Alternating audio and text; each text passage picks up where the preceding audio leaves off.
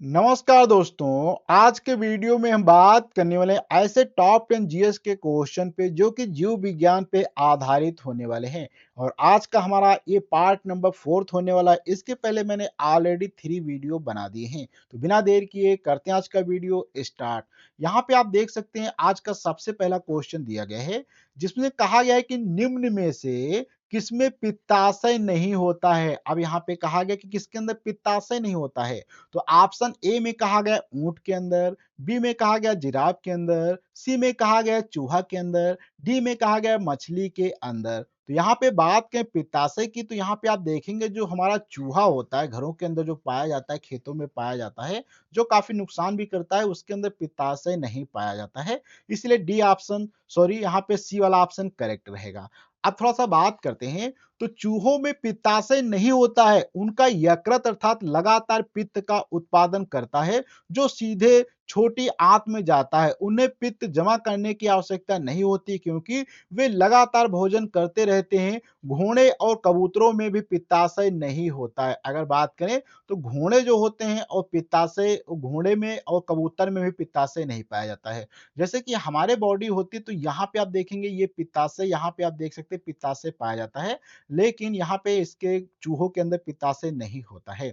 अब बात करते हैं पक्षी जो अपनी ऊपरी जबड़ा को हिला सकते हैं, कौन से हैं? कबूतर है, तोता है, गिद्ध है या गौरैया है। तो यहाँ पे आप देखेंगे जो तोता होता है, ये तोता एक अलग प्रकार का पक्षी है, जिसमें ये अपने ऊपरी जबड़े को हिला सकता है। अब थोड़ा सा डिटेल से बात करें, तो अधिकांश पक्षियों में केवल निचला जबड़ा ही हिलता है, लेकिन तोता एक अपवाद है। तोते की खोपड़ी की संरचना विशिष्ट होती है, जिसे काइनेटिकल स्कल कहते हैं, जो उसे अपने ऊपरी जबड़े को स्वतंत्र रूप से हिलाने की अनुमति देता है या उन्हें कठोर फलों और बीजों को तोड़ने में मदद करता है। देख सकते हैं इसका जबड़ा जो होता है, ये ऊपर का भी ये जबड़ा जो होता है ये हिला सकता है, यहाँ से देखो बना हुआ होता है। तो इस प्रकार से जबड़ा इसका थोड़ा सा अलग टाइप का होता है, जो अन्य पक्षियों से इसको बिल्कुल अलग करता है। अब बात करते हैं क्वेश्चन नंबर 33 में कि निम्नलिखित में से कौन सा एक कीट नहीं है। कौन सा कीट नहीं है? खटमल, घरेलू मक्खी, मच्छर या मकड़ी।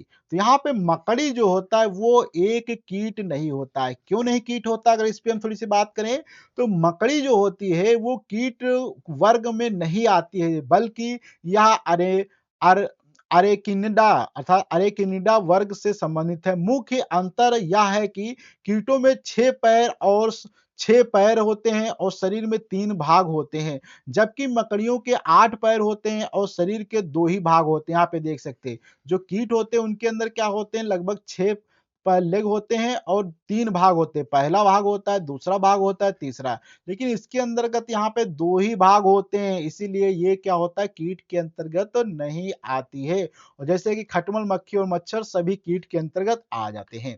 अब बात करते हैं नेक्स्ट क्वेश्चन पे कि निम्नलिखित में से किस एक प्रकार के जीव में वह घटना पाई जाती है जिसमें मादा मैथुन प्रांत ना मैथुन प्रांत नर को मार देती है। कौन सी कर है? तो यहाँ पे देखा जाए व्यंघात पतंग होता है, मधुमक्खी होती है, मकड़ी होती है या गर्त पदार्थ होती है। तो मकड़ी जो होती है इसमें क्या होता है कि जब कोई नर इसमें क्या करता है, प्रजनन करता है, तो उसको ये मार देती है। क्यों मार देती है? थोड़ा सा डिटेल से बात करते हैं। तो यह घटना यौन स्वजाति भक्षण अर्थात सेक्सुअल कानिबलिज्म कहलाता है, जो अक्सर मकड़ियों और विशेष रूप से ब्लैक विंडो और प्लेइंग मेटिस में दिखता है। मैथुन के बाद या दौरान मादा मकड़ी नर जो होता है नर नर को मार देती है और उसे पोषण के लिए खा जाती है, जो अंडों के विकास के लिए ऊर्जा प्रदान करता है। बहुत ही अलग क्वेश्चन था ये थोड़ा सा।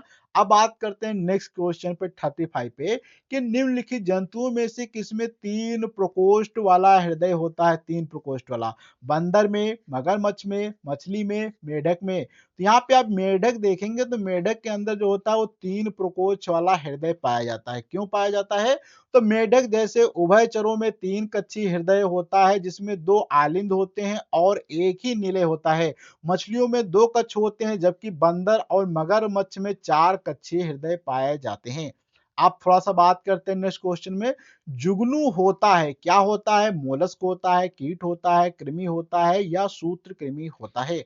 तो यहाँ पे अगर देखा जाए तो जुगनू जो होता है वास्तव में एक प्रकार का एक भृंग होता है जो कीट वर्ग में आता है। ये अपने पेट के निचले हिस्से में बायोल्यूमिनेसेंट नामक रासायनिक अभिक्रिया के माध्यम से प्रकाश उत्पन्न करते हैं। यह प्रकाश मुख्य रूप से साथियों को आकर्षित करने या शिकार को लुभाने के लिए उपयोग किया जाता है। अब बात करते हैं नेक्स्ट क्वेश्चन पे, जिसमें कहा गया है कि हेलोफाइटस अच्छी वृद्धि करते हैं। कब करते हैं?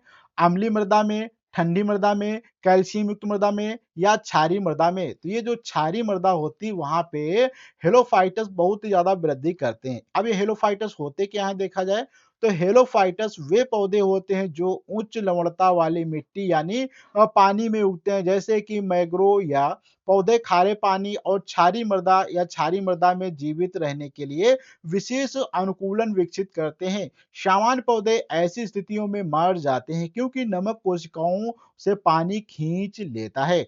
अब बात करते हैं नेक्स्ट क्वेश्चन पे। 38 में कहा गया है कि शरीर रचना के किस वर्गीकरण में लाबस्टर संबंध होता है?